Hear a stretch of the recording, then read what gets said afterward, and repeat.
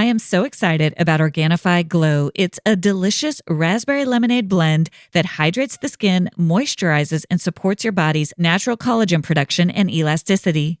Your best complexion starts on the inside. Drink this vegan superfood blend daily to help promote a radiant, refreshed look. Plus, it's rich in antioxidants to fight wrinkle-causing free radicals. Organifi has a ton of delicious Organifi blends you can try. Just add to water, stir with a spoon, and enjoy anytime for more energy, nutrition, hormone balance, and peace of mind. They're a great way to jumpstart your morning, energize your afternoon, or nourish your evening in a healthy way without all the sugar. And the best part is that you can experience Organifi's high-quality superfoods without breaking the bank with a price that works out to less than $3 a day. Head over to www.organifi.com/bestofyou and use code bestofyou for 20% off your entire order. That's www.organifi.com/bestofyou.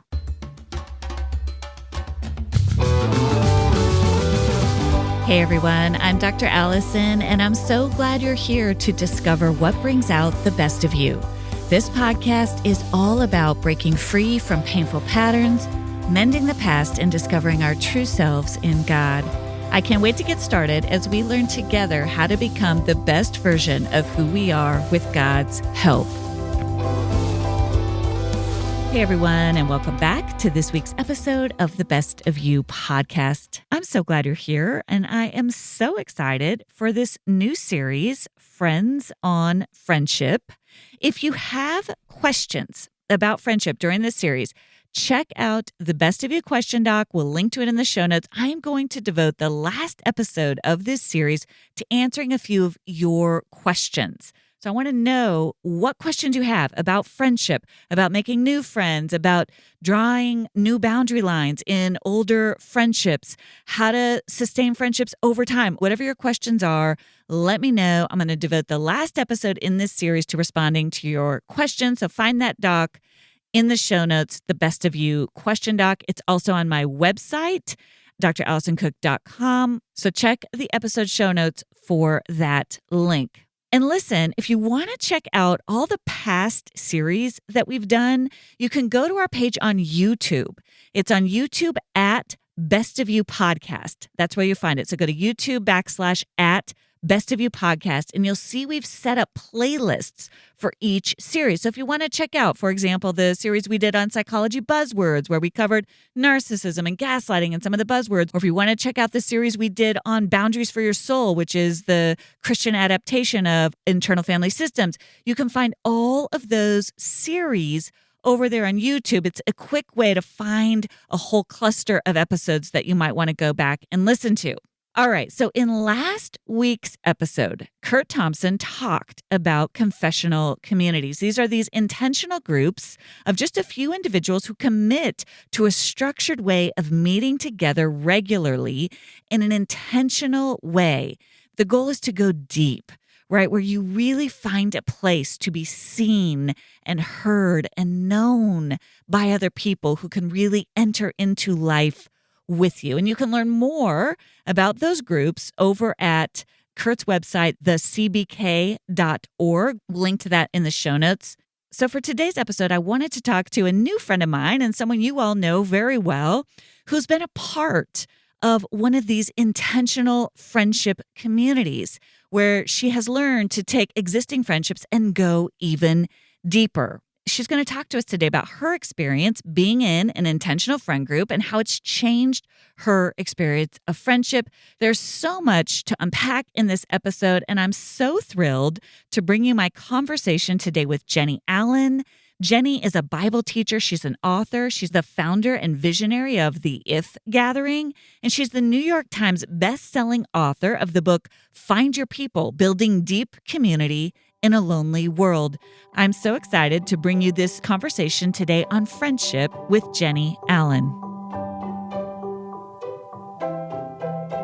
Thank you so much for being with us today, Jennie. So good to see you. It's so good to be here, Alison. Thank you for having me. It's so good to be with you. I loved being at the If Gathering this year, and I saw you just doing such an amazing job managing that event, traversing that landscape of seeing, your friends, of being in charge of the whole thing. And it was just really neat to get to be there with you. So thanks for having me. It's great to be here. I'm glad you were there too. That was fun to have you. Everybody was happy you were there. It was I hope you didn't get stuck in corners getting, free counseling for having to give free counseling to people. No, it was a really powerful event. I actually took some time. There was a lot of witness in it that was beautiful. And then I would take some time and I went up and I sat at the back of that beautiful church. We don't have churches like that where I'm here in Boston, so that whole church was just so beautiful. And I'd go sit up by myself in the back to just try to take the whole thing in. It was really powerful. The whole experience of it. So we're in a series right now on friendship. And we are just coming at it from all different angles. Last week, we had our mutual friend, Kurt Thompson, on talking a little bit about friendship in his own life. We actually had a couple of his friends come on and join us. Cute. Yeah. I can't wait to hear that. It was hysterical. They just gave him a hard time the whole time. I love that. Yes. Oh, that's so great. It was really fun because he talks so much and he teaches so much, but I also it was fun to get that little window into I will be listening and sharing that for sure with people. Yeah. And he talked to us a little bit about intentional friendship and what he calls these confessional communities. And so I wanted to have you on because number one, you wrote a book on friendship, but number two, I know that you're a part of one of those confessional communities. And I was so interested as I've read your books and as I've learned about these confessional communities, and I'm kind of piecing together dots as I try to get to know who you are as a person. You write in Find Your People about how being vulnerable with other people is a little bit hard for you, right? And then I know that in these past couple of years, you've been a part of one of these confessional communities. So I'm so curious kind of how that's worked for you. So to start off, tell us a little bit about the confessional community and what that's been like for you. Sure. So yeah, you definitely are sensing the correct tension because when I wrote Find Your People, I was not yet in the confessional community. That came shortly after I wrote it, but before I believe I released the book. So it has been a crazy 2 years with them. We have grown deeply together. And in fact, the book I'm about to be finished with right now, writing largely will come out of that group and what I've learned with them together. And a lot of what I've learned from Dr. Thompson too, which I never call him that, but it feels appropriate when I'm talking about him as my teacher and, counselor, it feels appropriate to call him that.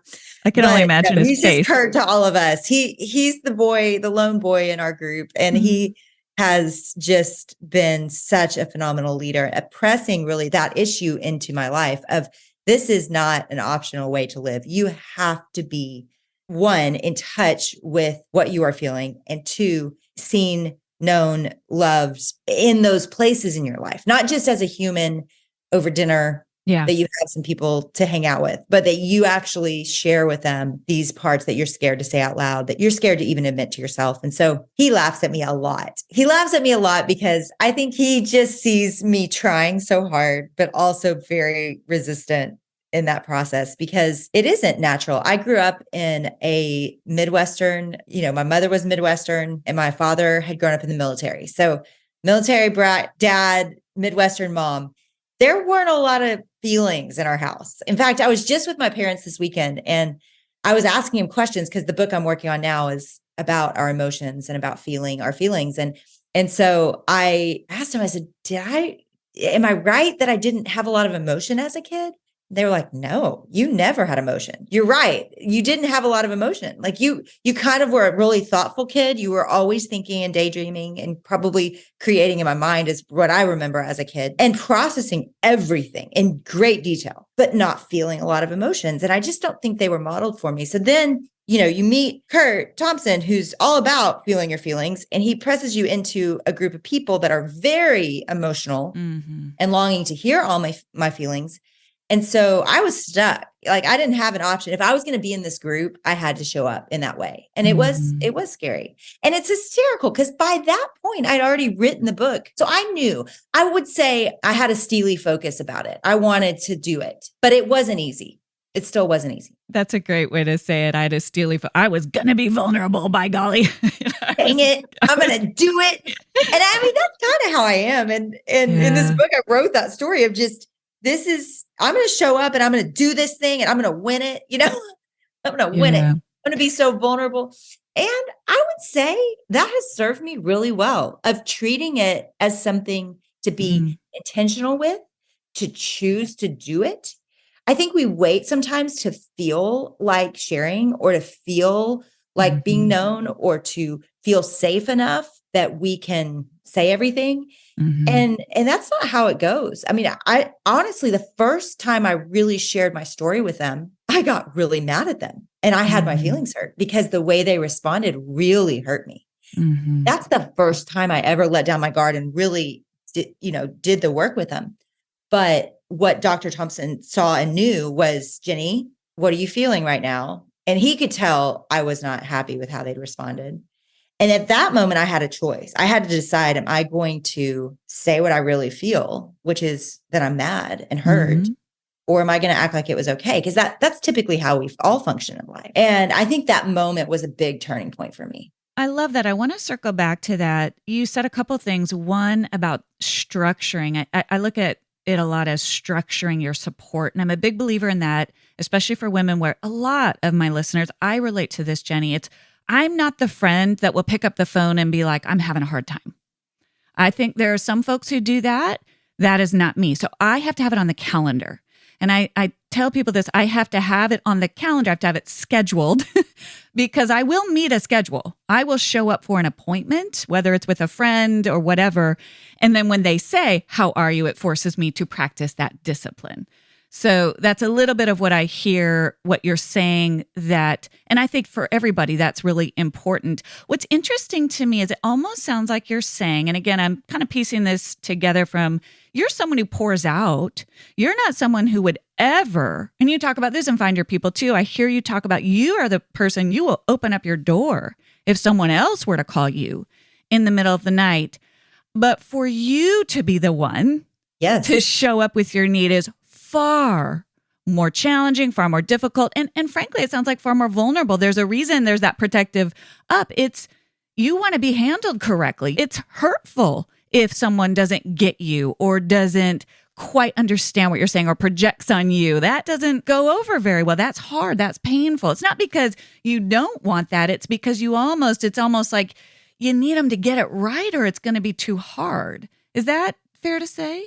Absolutely. I think one of my greatest fears, and it certainly happened many, many times in all of our lives, is being misunderstood. And that was something I really had to die to be able to do community in a deep way. I couldn't do what God was calling me to do, and that be my primary goal, because it's not going to always happen. And there's going to be certainly misunderstandings in general in any relationship that we have. And so I think part of what Kurt does with the cohort that is, I think everyone can do if they just do the work and choose to do it, is he really has us deal with not just what's going on inside of us, but what's happening in the room. So in that moment with me, when I was recoiling and he's giving me a chance to say what I felt, we began a conversation that was very different than the one we were having, which was about my soul. It was about my being. Yeah. It moved to about our relationships. And that's the place that we rarely move in relationships, because if we move there, there's more at stake. It could really escalate. It could get worse. If you say you just hurt me, now you're already hurt. Now you're even being more vulnerable. You're going deeper in and you're saying, what you just did really hurt me. And you're entrusting them with something sacred, because now they have the chance to hurt you more. So why do that apart from, this is how it was supposed to be? When you look at the scriptures, when you look at the one another verses, and you look at the mourn with those who mourn, you are to confess sin to one another. You are to admonish one another. That's a really pretty word that's not fun to live out. When you really look at these verses, to bear with one another, these are messy practices. These are saying things like, I will entrust you with that misunderstanding and that fear. I will bear with you with your difficulty and not leave the room.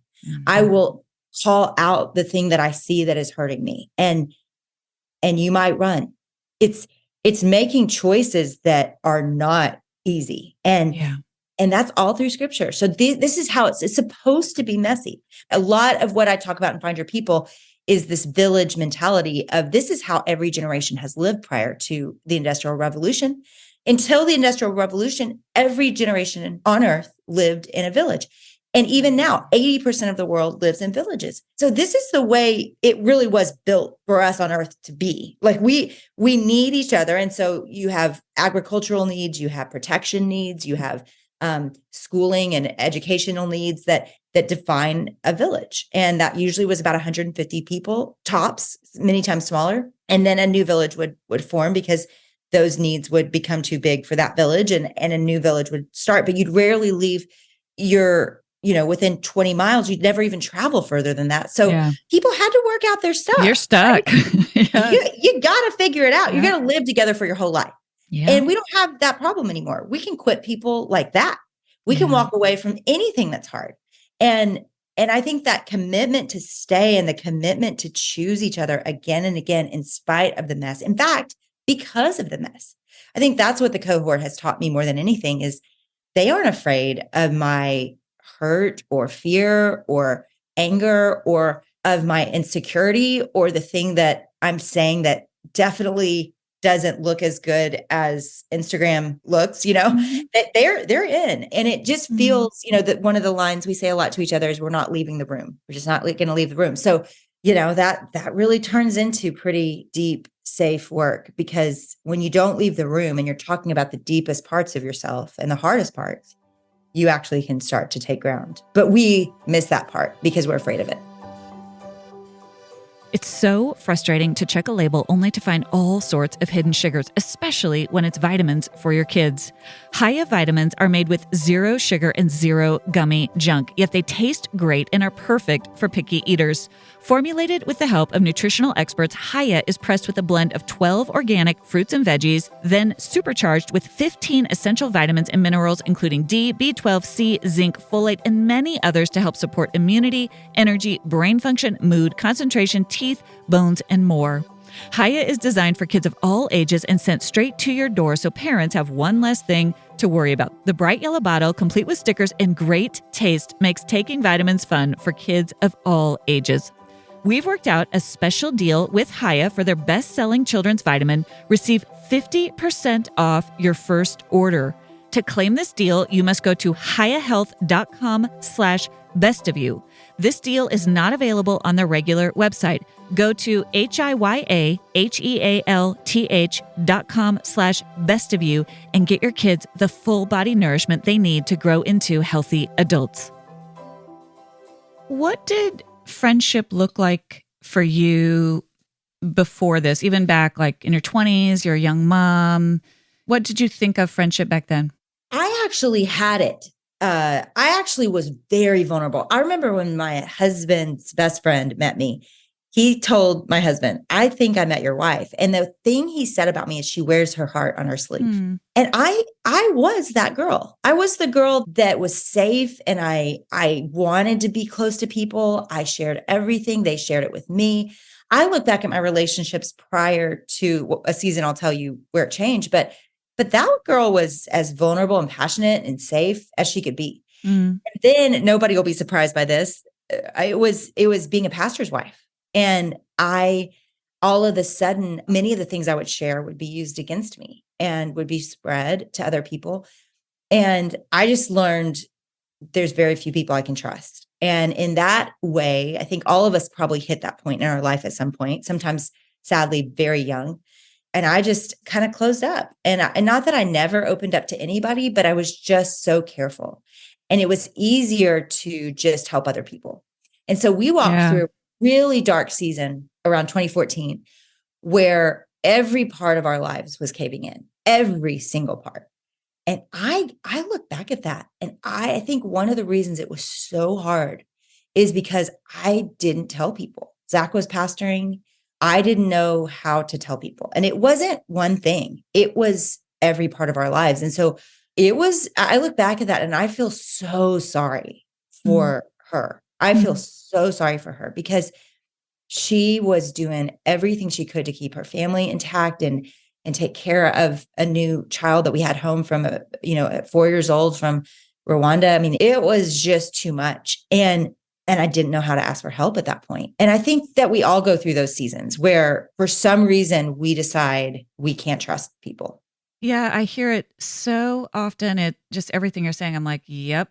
Every woman who comes through my practice, there's this similar theme of some point in time where it was just, and when you said pastor's wife, I just thought, oh gosh, have I heard, when there's this, again, when that village of which you're a part, whether it's a church or whatever it is, whatever village, you're where you get hurt and it is too painful. And I love what you said. It was so true and so powerful. What we do is we just hide. We hide our own pain and focus on helping others. This is everything, everything I do when I'm working with women. We hide behind that mask of I'll just help others, which works for a while, but until you just can't do it anymore and you need help. And so I appreciate so much you're sharing that.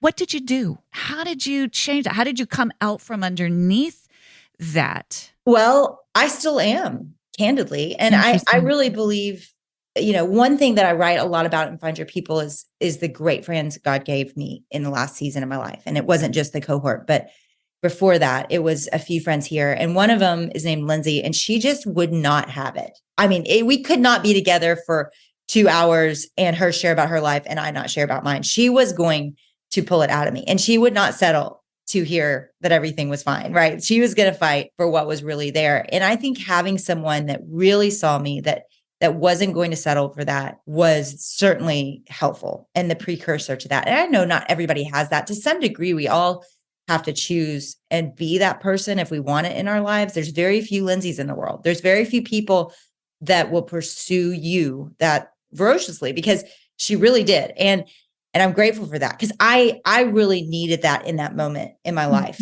because I had felt so unsafe, and that helped me. But I do think at some point it had to become a choice, and I had to just start to be honest with myself. And candidly, when I first started telling them about the hard parts of my life, it just felt like complaining. I really didn't see anything positive that could come from it. It just felt like, I'm going to vent to you and you're going to walk home and do your bit, and I don't see the purpose.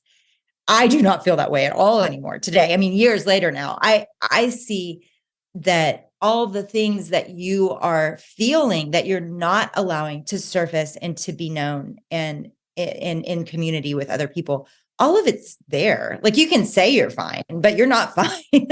It's all sitting right there. And so just learning the power and the freedom that comes from just getting it out. And sometimes that doesn't go well. And I've learned that's okay too. Part of the joy for me and the freedom for me is just to say it, to not hold it in. And I can even handle it being misunderstood now and it hurting, because the value to me has gone so far up that I don't want to miss it because a few people can't handle it or handle it wrongly. Yeah, that's part of the fruit. As you learn how to let people in and you find a couple of safe people where it goes well, you build that tolerance, you build the reserve for the times when it doesn't go well. The thing about venting that's so interesting, as you find safety, it's not venting. It's a quality you have to experience. It's a quality until you know it, but I want to name it for folks who were listening.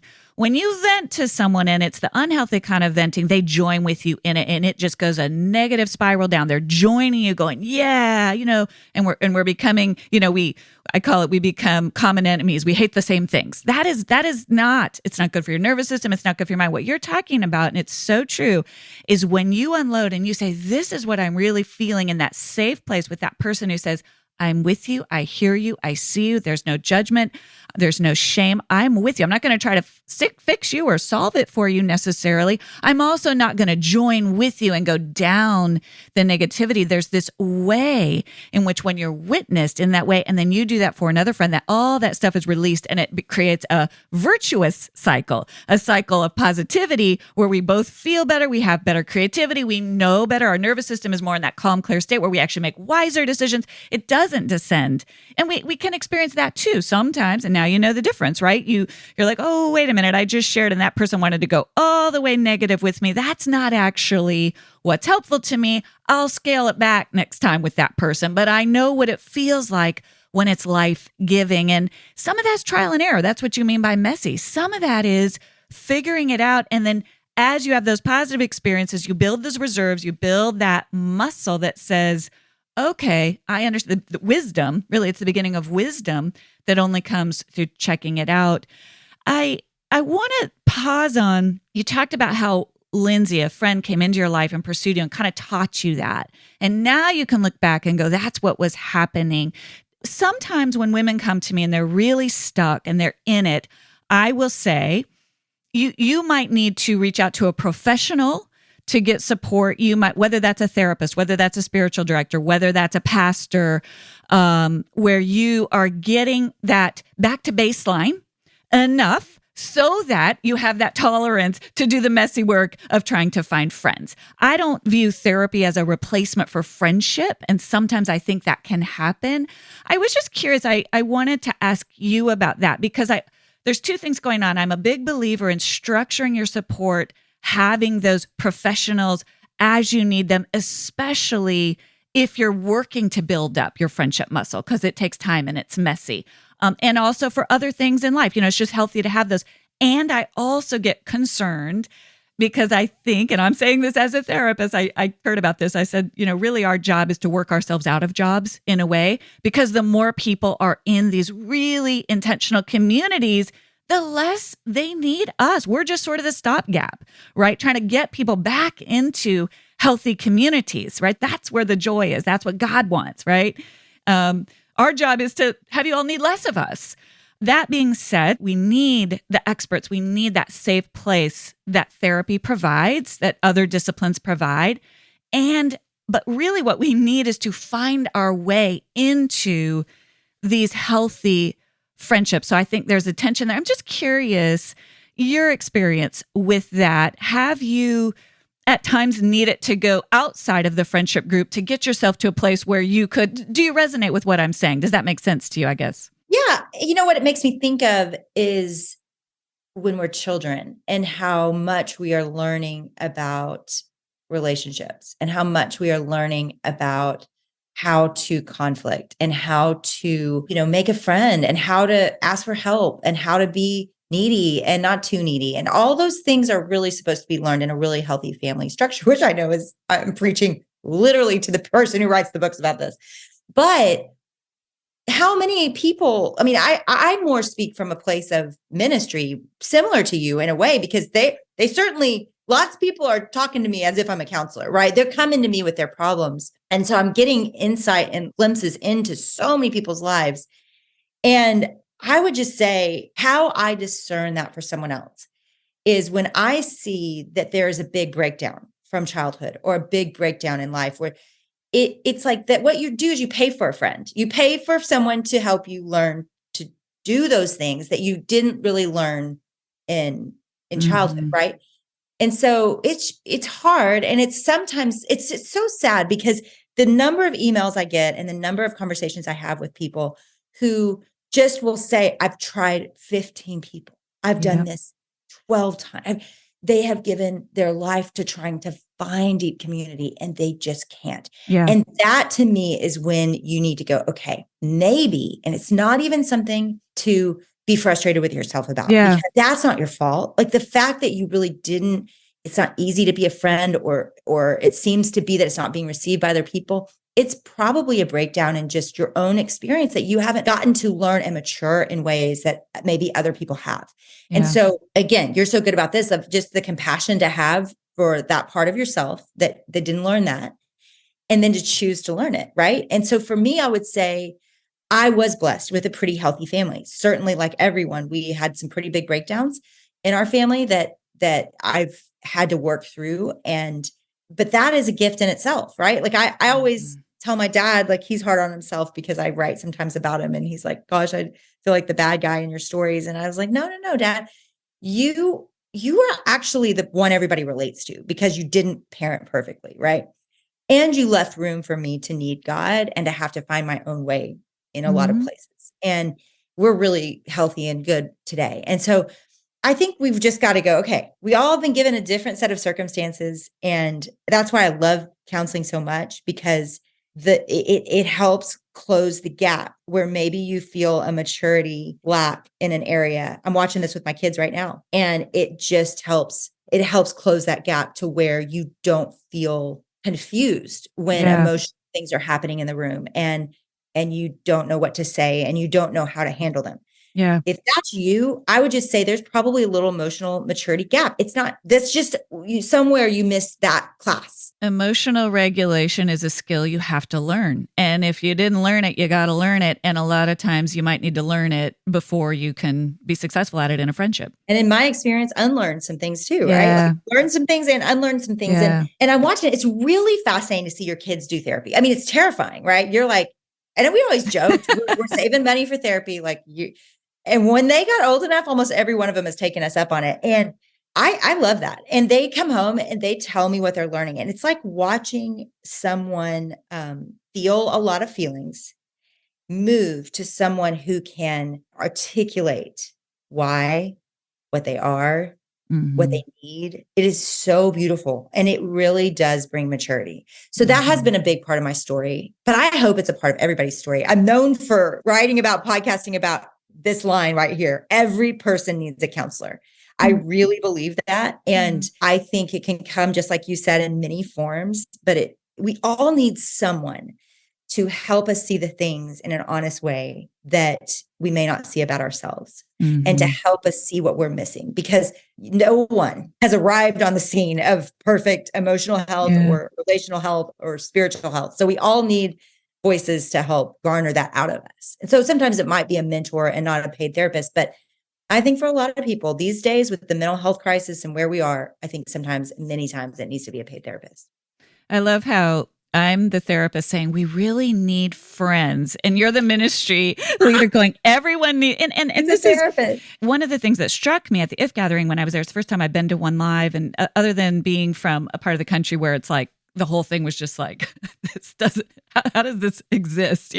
Just this number of people, and just a totally different kind of experience of gathering here in New England. But it was the way the body of Christ works together. And so I was sitting there, and one of the things and this is, Jennie, I think being in ministry, being a therapist, there are real overlaps in the sense that as a therapist, when I'm at something, people see me as a therapist, and I'm just a woman.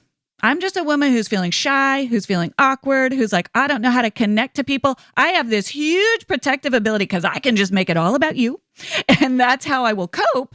But really, that's just a cover for, I don't know what to do in this group of women, right?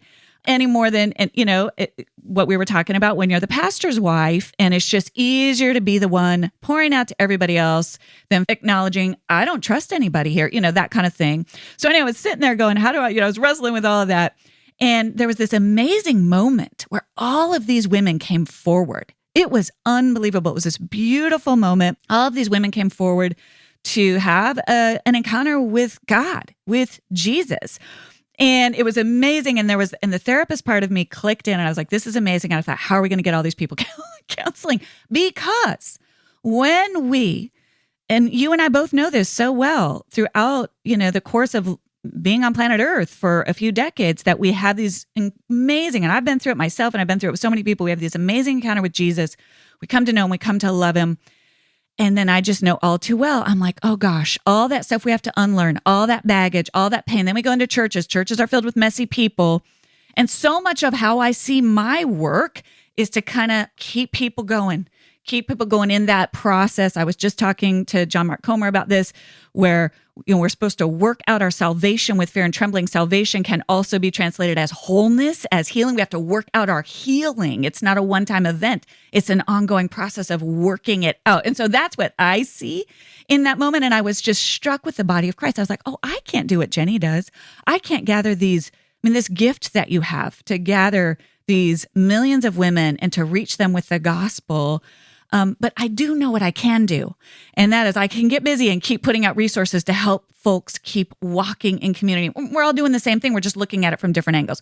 So that's a little bit of a segue, but I love that. And I just wanted to name that. That was a really beautiful moment for me, because we can feel siloed from each other. There's folks in church ministry, there's folks pastoring, there's therapists, when we're really all about pouring into the body of Christ. That's what we're all trying to do from different angles.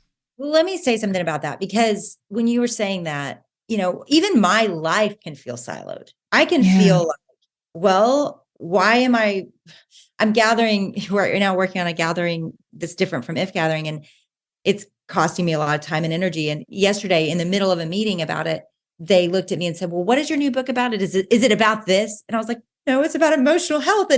And I started kind of spiraling of, what am I doing? And immediately, though, my brain went, no, I'm doing the same thing. What you said about emotionally healthy people and it being messy, ultimately, we're all doing the same thing, whatever we're doing. We're trying our best to feel our way to God together, right? That's what Yes. and we're trying to go home. I mean, anyone that believes in heaven and Jesus and the story of the Bible, then we know that this life is short and that everything we do in it is meant to matter, not because in its essence it's spiritual, but because everything matters, because Yeah. it's all going home to heaven. And so when I look at like Pilgrim's Progress, which is one of my favorite Yeah. parables of what we're talking about, the guy becomes a Christian early on and he just falls into the pit of despondency and the castle of doubt and gets attracted to all the addiction stuff at Vanity Fair. And so you just see all these moments where you're going, come on, dude, like get it together. But then you look at your neighbor and you're like, come on, dude, get it together. And then they look at you and they're like, come on, Jenny, get it together. So I think it's just, rather than viewing life, I've just learned, rather than that being my mentality of like, let's just get it together. If just like, well, let's just pilgrim well together. Like, Yeah. let's progress well together. Let's just Yeah. get on the road together with all of the people in the pit and me in the doubt castle and Yeah. someone that I love addicted. Like, let's just crawl our way to each other and crawl our way to God. And I think that is different than what we think it should be, which is like running perfectly a Yes. straight line in life with Yes. no problems and straight to Jesus, as if that would help anyone. Give me a break. Exactly. Nobody even wants to hear that story. That's not even a good story, more Yeah. or less someone that you would even like. We like the people that have struggled, that are struggling. We are drawn to the people that are vulnerable and admit their weakness. I always think of Jennifer Lawrence because she's a real likable actress. And when she falls, I mean, it was kind of before anybody knew Yes. her. And it was Yeah. like one of her first award shows. And she falls up the stage in her Yep. beautiful gown. And she gets up and she kind of laughs and dances a little. And then she wasn't a big star at the time. Yeah. But that was the moment the world fell in love with Yeah. Jennifer Lawrence. It wasn't because she took that award gracefully and she said the perfect speech. It's because she fell and laughed at herself, right? Exactly. And I think we've just got to have more of that in our life. We got to have people that do that in our lives. And it just helps everything go together. It's like if we simplify it all down, so we Yeah. are feeling our way to Jesus together, feeling our way home, Yeah. and helping other people do it. It makes everything simpler. This show is sponsored by BetterHelp.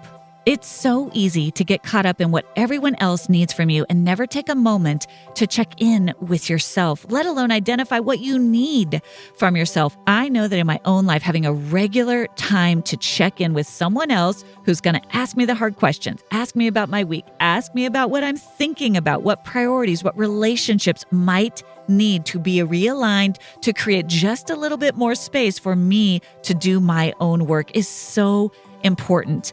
Therapy can give you the tools to find more balance in your life so you can keep supporting others without leaving yourself behind. It's helpful for learning positive coping skills, to check in on what's kind of cluttering up your mind, to help you check in on the messages you're telling yourself, the things you might be subtly starting to believe about yourself or other people that need to be realigned. It can help you take those steps to set better boundaries and to become the best version of yourself. There are just so many reasons that we can all benefit from therapy. If you're thinking of starting therapy, give BetterHelp a try. It's entirely online. It's designed to be convenient, flexible, and suited to your schedule. You fill out a brief questionnaire to get matched with a licensed therapist, and you can switch therapists at any time for no additional charge. Find more balance with BetterHelp. Visit betterhelp.com/bestofyou today to get 10% off your first month. That's BetterHelp, HELP.com/bestofyou.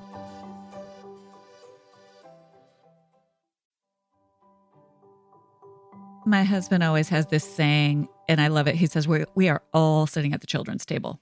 And it's kind of true. We're all just sitting at the children's table, try to muddle our way through. But the point is, to use the phrase that you guys use, let's just not leave the table.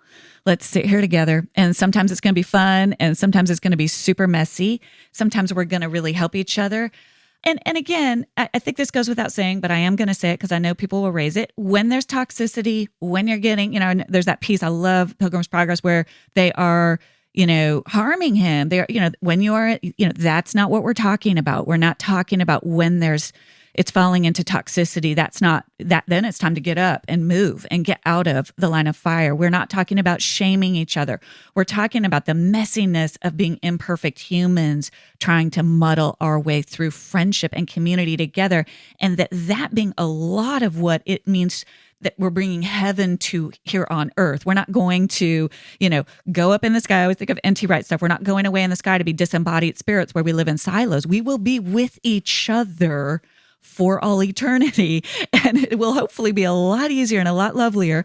And so part of that glimpse that we get now is braving the messiness of figuring out how to say that hurt me to a friend, or of figuring out how to say, I need you to a friend, or how to figure out how to pick up the phone and go, I am not doing okay.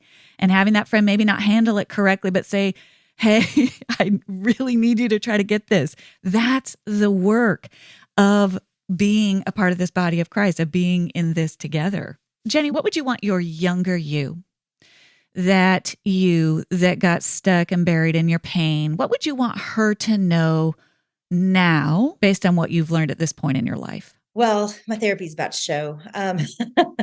I would have so much compassion on her, and I would just be so proud of her. If I could talk to her, I would just say, you know what?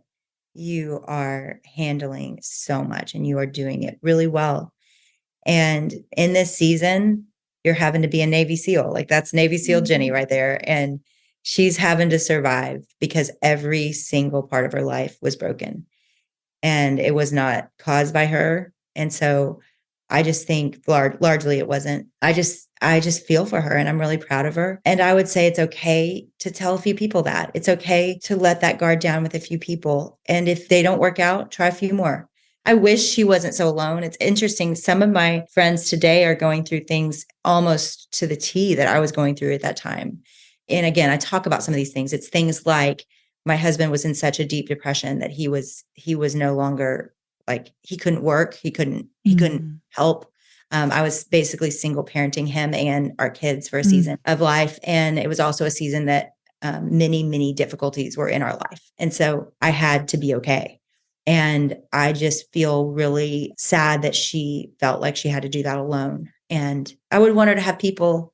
And it's been so fun to be able to be that friend to people that were me, right? Yeah, I love that. They are so vulnerable. And I feel sorry for that part of me every time we're there for them because it's so helpful and it's so healing to them. And I'm sad that she didn't have that in the way that my friends have that. And it's not, obviously not just me. I'm not crying because I'm that good a friend. There's a lot of us around this person, but I wish I'd been brave enough to be honest about it because it really does change things. It really does help your heart and your soul and your nervous system. Yeah. All of it, your brain, it heals. Like, I saw this video recently. I will send it to you, Alison, because if you haven't seen it, you'll love it. But it's a video of the what are they called? The neural pathways. Mm-hmm. It's two neural pathways finding each other and they're working so hard, but it'll just melt your heart because it's just a close up on these little, and it doesn't look like they're going to find each other and connect, but they do. And anyone that's been listening for a while, I'm sure you have talked about this, that actually heals our neural pathways, or Dr. Kurt Thompson has, because he teaches me this. Those little guys like actually come back together and work better, and like places in our brain reconnect. And so I really don't believe we are built in such a way to heal without people. We have to have people to heal. God built us that way. And so it's just the way it is. And so you can deny it, but you won't get more healthy. You can pretend it's okay, but you won't heal. When you are safe and seen and soothed with a group of people, wherever and however you get it, it does begin to heal everything about us. I love that. I love that your own compassion for that version of you that was alone is finding a sort of healing in now being able to show up for others, right? And that's the beauty of when we let people in to our pain, where it's not just about us, we're also giving a gift to someone else. They're giving it, right? I feel the gift of it when I'm with my friends that are telling me what they're going through. It just feels like a privilege to be there and to hear it and never get tired of it. I really don't. I really just feel the joy of being with someone in their suffering. There really is a joy in it. I can't explain it unless you've lived it. It's holy ground. That's the one. That's the only way I can put it. That's why the work of being a therapist is, it's like we get to walk into holy ground. You are there's something about that moment. And again, it's not that you're happy that someone is going through this. It's painful. But there's something about where someone is being so honest and you're with them in that is really close to the heart of God. It's just sacred soil. So I love that. I love that you're able to empathize with that part of you and allow her to be a part of changing that for others. That's so beautiful. Jennie, as we close today, I ask everybody this, what is bringing out the best of you right now? I mean, I know this has been the theme of this show and our conversation, but it's that cohort. I mean, it really is. I think they have taught me to even enjoy the parts of me that I used to resent or feel ashamed of. And so when you say that, the best parts of you, and I know, and I've read your work, I know that what's bringing out the best in me right now really are those parts that I haven't loved and I haven't really shown many people on earth, right? And the practice of doing that with people that are fighting for me to do that has been life-changing. And I would say right now too, and I'm going to turn this back on you, because I would think if I were listening to this, I would want what I have, what we're talking about, but I wouldn't know how to get it. And so I would just even turn this back to you, because I don't want anyone to leave and hear my story and feel like it's not accessible to them. Yeah. How do we go about helping other people get into these types of friendships? What I always say to people is there's sort of a 5-pronged approach. Number one, if you're really hurting, and it's, as you said, Jennie, as it's been so hard for you, get a therapist. That's the best place to start, because you're going to learn to work through why it's been hard for you to be in healthy relationships while you're in a healthy relationship. You can't learn it by yourself. You have to have someone. That's what therapists are for. So get a therapist, number one, to just anchor you in your goal. Make that your therapeutic goal. I want to learn how to have healthy friendships with other people. And you can also get, in other intentional relationships like that are more one way. I always talk about one-way relationships, where it's a therapeutic relationship or a mentoring relationship or a pastoring relationship where someone's pouring into you. The goal being, though, to learn how to have healthy two-way relationships, these two-way friendships. And then I am a big proponent of, and that's why I love these confessional communities. I think there are other ways to do them, of structuring them. And so if you don't have we've talked a little bit about confessional communities. What I do in my own life is I have different Zoom calls with different friends. I have a monthly Zoom call with my sister and my 2 childhood best friends. We don't live in the same part of the country. We have to have that on the calendar where we are regularly. We don't have a fancy structure for it. We know how to go deep together. So that's, if you've got those friends, get it on the calendar, be intentional about it. And then there's the whole kind of middle ground of just naming things. Someone you like to walk with, someone you go to the grocery store with, naming, hey, could we be intentional about going a little bit deeper together? I'm reading this book, or I listened to this podcast. Would you be willing to listen to it with me? Let's talk about, naming something with folks. Because a lot of times we're sitting there talking to somebody and we're both shooting the breeze about things that don't matter. And we both are longing to go deeper. We don't know how to do it. So just be the one to name that. Share, find your people. Share this podcast. I want to do this more intentionally. Just start talking about it. There's so many different ways to do it. I love that. Yeah, it's been so fun, because the book has been out for about a year. Find Your People has. And how many people became friends just by reading the book together? I think there is something so special and beautiful of just saying, hey, would you want to do this together? I love that one, because maybe I pictured it after it was done barely, but I wrote the book challenging people to go do this, not thinking that people would come around the very material and actually become friends. So exactly. I think you're right. I think sometimes we just need someone's help to start the conversation in a deeper way. And maybe that's where you and I can come in with resources of here, like do this and just, it'll help you go deeper. It'll help you. We'll link to the book. It's a great book. It has all sorts of practical tips on how to gather people, how to find friends, how to keep them. I have an article I will link to 7 ways to increase your support network that teaches you how to get a therapist, because that can be hard, all the way through just beefing up different ways of getting support. We'll link to all that. We're going to continue on in this series. Jennie, thank you. Thank you for sharing so much of yourself. Thank you for doing this work behind the scenes that informs everything you put in front of us. We are so grateful for you. Thank you. So good to see you, Alison. Thank you, Jennie. Thank you for joining me for this week's episode of The Best of You. It would mean so much if you take a moment to subscribe. You can go to Apple, Spotify, Amazon Music, or wherever you listen to podcasts and click the plus or follow button. That will ensure you don't miss an episode, and it helps get the word out to others. While you're there, I'd love it if you leave your 5-star review. I look forward to seeing you back here next Thursday. And remember, as you become the best of who you are, you honor God, you heal others, and you stay true to your God-given self.